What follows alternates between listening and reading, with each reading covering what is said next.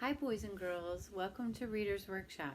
Today we're going to read a story that teaches a lesson about other people's feelings. It's called Jamaica's Blue Marker. Now, the last time we met, we talked about characters and setting. Before I show you our anchor chart, can you think about what is a character or who are the characters of a story? Can you tell me? Hopefully you said who or what the story is about. Okay, let's see if we remember what the setting is. Can you tell me? Hopefully you said the setting is where and when the story takes place. So as we're reading through Jamaica's Blue Marker, I want you to be thinking about who the characters are and where the setting is of the story. The author of the story is Juanita Havel, and the illustrations are done by Anne Sibley O'Brien. Here's Jamaica, and this is another character in the story. His name is Russell.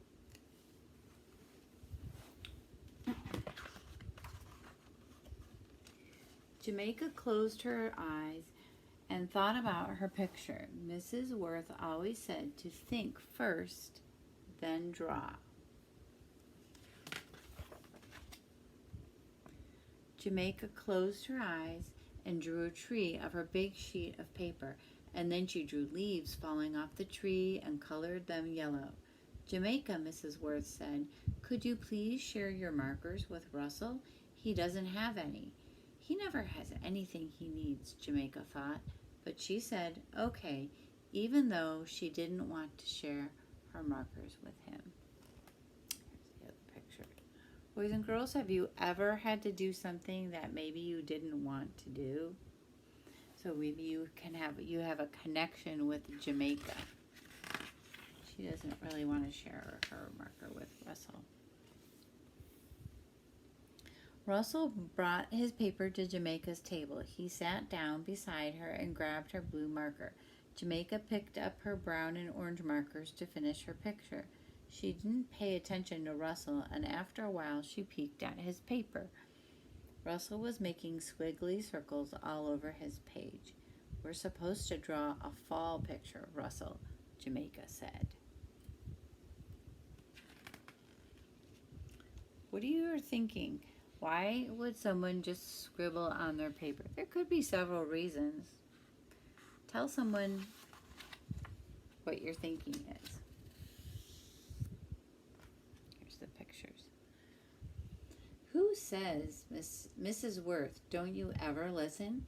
I don't have to. Russell reached out with the blue marker and made a streak across Jamaica's picture. Russell, stop, Jamaica shouted. But Russell scribbled all over Jamaica's yellow-leafed tree.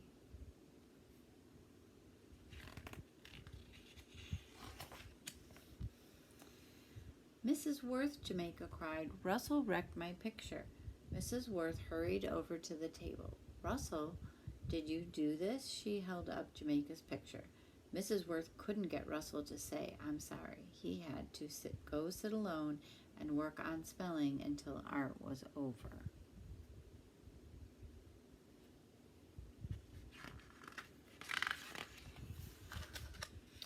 Look what Russell did, Jamaica showed her father and brother when she got home. I tried, but I couldn't make another one as good as this. When she looked at the ugly blue squiggles, she had to swallow hard not to cry. Russell is a mean brat. Did you tell Mrs. Worth what happened? Her father asked. Jamaica nodded. Russell can't use my markers again. I shared with him because he didn't have any. He never has what he's supposed to have, but there's no reason to be mean. No, her father said. Russell shouldn't have messed up your picture.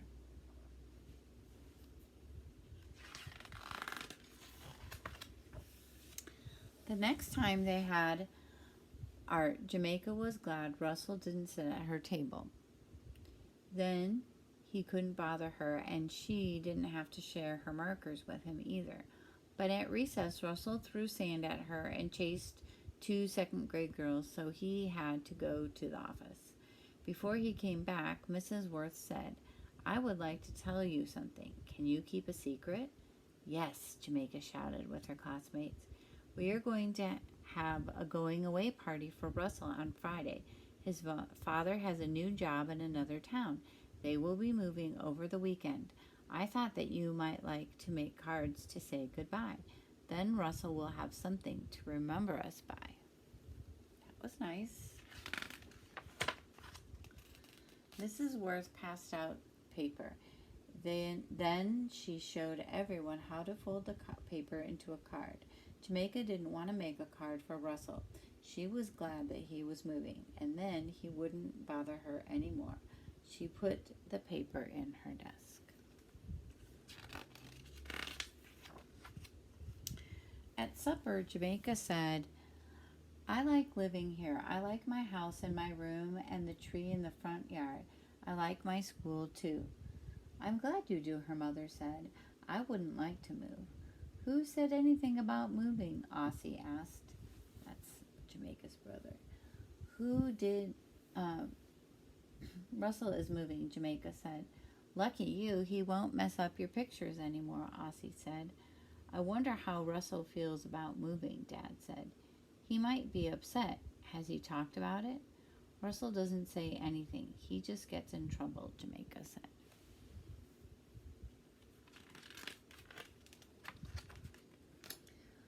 Russell didn't come to the classroom on Friday morning. He was with his mother in the office. Jamaica looked at his empty desk. Next week, Russell would be gone. He wouldn't be at his desk ever again. She decided to make a card for Russell. She got out the blank card and her markers too. Boys and girls, turn and tell someone next to you why you think Jamaica changed her mind about the card.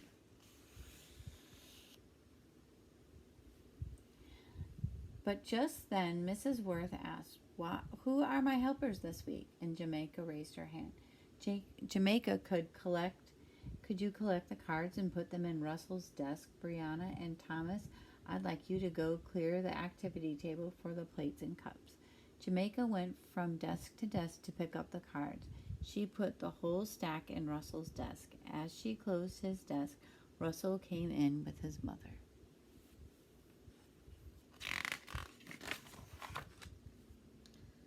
The party started. They played games for a while and ate cake. Russell opened his desk and took out all the cards. "Look, Mom, everybody made a card for me." Not everybody, Jamaica thought. She took the blue marker out of her bag and then she ran up to Russell. "This is for you, Russell." She handed him the marker. "You can use it at your new school."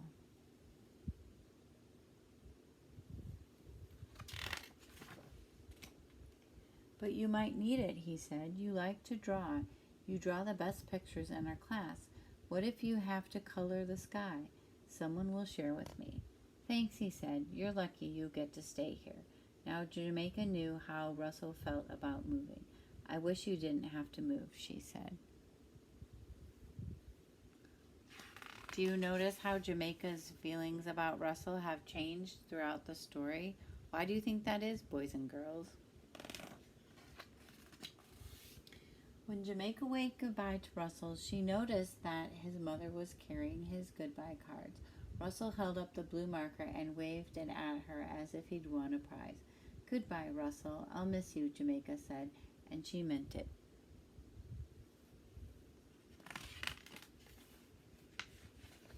Here's the markers. So when we started the story, I said this was a story where you would have to think about who the characters were in the story. Remember, the characters are who helps tell the story. It could be a person or an animal. So just stop for a moment and can you turn to someone who's close to you and tell them who the characters are in the story. And if you forget who they are, you could just go back and listen to the story again, rewind the video, and watch it again. Later today, you're going to do an offline activity where you're going to have to record the names of the characters in this story. So you can also go back and look at the video when you're doing that too to help you finish that. Okay, the last thing I asked you to think about was the setting, where the story takes place. Think about that. Turn and tell someone, where were they in the story? Boys and girls, you did a great job listening to your story, and today we practiced listening for character and setting, and we learned a little bit about how characters' emotions can change throughout the story based on what happens in the story. I hope you liked this story, and I can't wait to read you another one. Bye.